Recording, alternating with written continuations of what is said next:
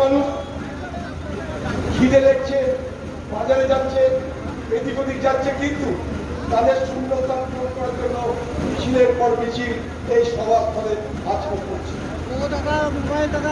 আমরা মুর্শিদাবাদ জেলায় গত নির্বাচনে ভালো ফল করতে পারিনি, তাই অনেকে ভেবেছিল কংগ্রেসের পিঠে সে আর কি হবে, তার থেকে ভালো ডিম মারো কাউকে, তাতে বেশি নাম হবে, তাতে বেশি প্রচার হবে।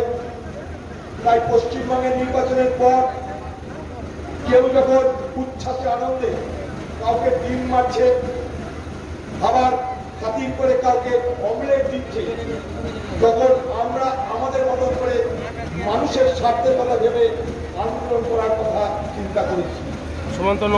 এই পশ্চিমবঙ্গের নির্বাচনের পর এক ডিম থেরাপি নামক রাজনীতি শুরু হয়েছে। আমি সকলকে বলবো, রাজনৈতিক অবস্থান যার যা আছে থাকুক, কেউ পক্ষের হবে, কেউ বিপক্ষের হবে, কিন্তু কাউকে অপমান করার অধিকার কারো নেই। বিশেষ করে আমি নিন্দা করতে চাই, যখন এই পশ্চিমবঙ্গে দেখি মেয়েদের মুখে ডিম মারা হচ্ছে, মেয়েদের অপমান করা হচ্ছে, তখন আমি তীব্র ভাষায় তার নিন্দা করি। এইরকম করে ডিম মারতে থাকলে হয়তো দেখা যাবে মুরগি ডিম পাড়াই বন্ধ করে দিবে, কত সাবধান হয়ে যায়।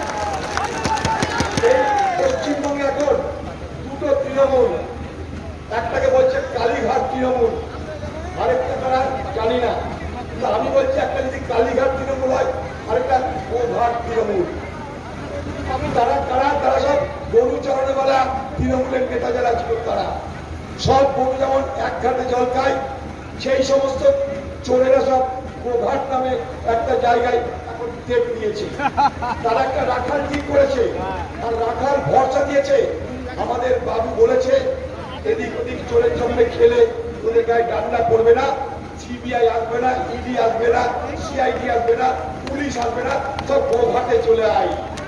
একদিকে কালীঘাট, আরেকদিকে গোঘাট, এই দুয়ের মাঝখানে দাঁড়িয়ে আমরা আজকে সভা করছি।